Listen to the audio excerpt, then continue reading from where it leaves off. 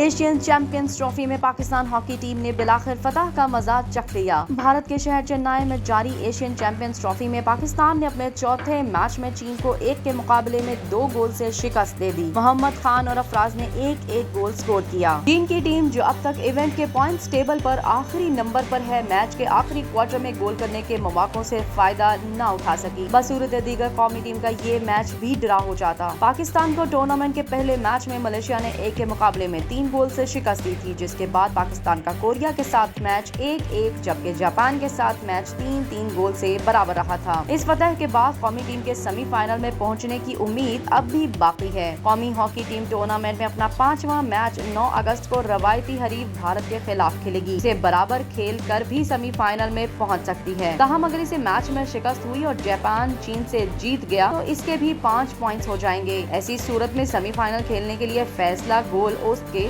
बुनियाद पर होगा।